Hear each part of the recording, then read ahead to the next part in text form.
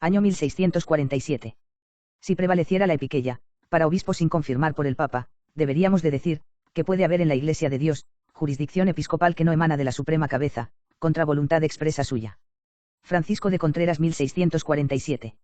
Información sobre que los electos para obispos no pueden consagrarse ni tomar la posesión de sus obispados sin que primero reciban las letras apostólicas de su santidad. N37. http://books.google.es/books interrogación de cierre id signo igual krg 6zwcy7hec et print sex signo igual front cover et hl signo igual es almohadilla v signo igual onepage et q signo igual 37 tf signo igual false.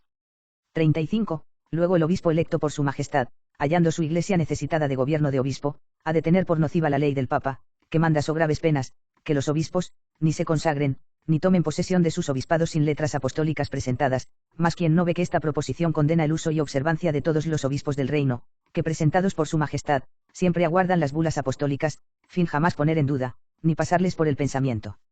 Que las bulas, y cánones de su santidad cesaban contrarie, y era cosa nociva el guardarlas, pues se ha visto en este reino aguardar los obispos electos mucho tiempo que el que su señoría aguardo, y aun haber muerto antes de consagrarle.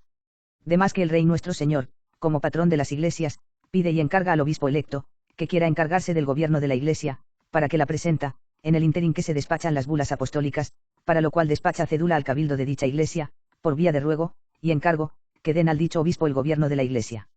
Luego su majestad, y su sapientísimo consejo no reconoce jamás otro modo para entrar en posesión del obispado y consagrarse pues como dice su señoría, lo que expresamente es contra el patrón de las iglesias del Perú, que por la sola presentación suya, sin letras apostólicas primero vistas y presentadas en su consejo, cesen las leyes pontificias contraria y el uso de que primero sean las dichas letras apostólicas, en dicho consejo, y que se nocivo, y pernicioso, se observe lo dispuesto por él. Sumo pontífice, y por el patrón de las iglesias. 36. La segunda proposición que se saca por evidente consecuencia de la doctrina, que alienta en su favor el señor obispo, es que sería nocivo en algún caso el reconocimiento que se debe a la primera cabeza, aguardando después de la presentación de su majestad, el fiat y confirmación de su santidad. Si esta proposición fuese verdadera, como su señoría piensa, de la que se seguiría hubiera en la Iglesia de Dios algún obispo, con jurisdicción plena episcopal, que por razones de poco fundamento, y epiqueia, que dicen ser nocivo tal reconocimiento, ejerciese oficio pontifical en las iglesias particulares, fin que emana de la primera cabeza universal, a quien incumbe el dar particulares prelados, a las particulares diócesis.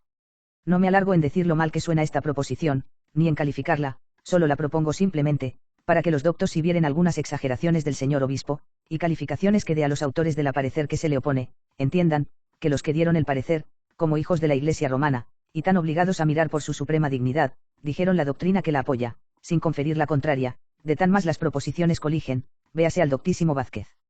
Donde con alviveza que suele tratar un caso, que por epiqueia quisieron algunos doctores.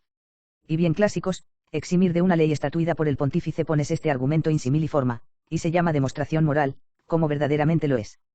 37. Pongamos por caso que un señor obispo electo, presentado por su majestad, recibidas las ídalas de presentación, se fuese a la iglesia, para que fuera presentado distante, como lo están todas las del Perú, y con gran necesidad de que la gobernase obispo propietario, y que dicho obispo que se halla distante, y con la necesidad de consagrarla, y tomase posesión de su obispado y que su santidad en el interín, habiendo hecho los consistorios que se hace para la confirmación del obispo, hallase que no le debía confirmar, y no le confirmase, pregunto qué sería entonces. Prevalecería la epiqueia, o la expresa voluntad del pontífice. Porque si prevaleciese la epiqueia, deberíamos de decir, que puede haber en la Iglesia de Dios jurisdicción episcopal, que no emana de la suprema cabeza, contra voluntad expresa suya. Si prevaleciese la expresa voluntad de su santidad, como es cierto había de prevalecer, se sacaría evidentemente, que se había de haber guardado la voluntad expresa de su santidad, por el fiat, y confirmación suya, y que la razón de epiqueia no pudo usurarse en el dicho caso.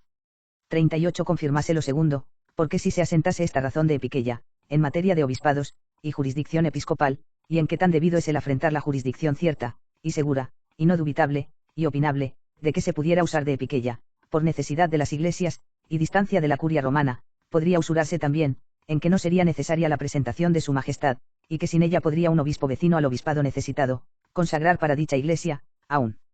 sacerdote simple, con la plena potestad de obispo, pues quien puede en lo más, como él no guarda confirmación de su santidad, que es lo esencial para los obispos, podrán lo menos, como es la presentación de su majestad. Y así si puede cesar contrario a la ley pontifical, de que un obispo no lo sea, ni se consagre sin el fiat del Papa, y sin letras pontificales, que lo testifiquen, también podrá cesar contrario la ley del pratonazgo, que no se admita obispo, sino es con presentación de su majestad, con que se reduciría materia grave, y de las supremas, que se pueden ofrecer en la iglesia, a solas e piquellas.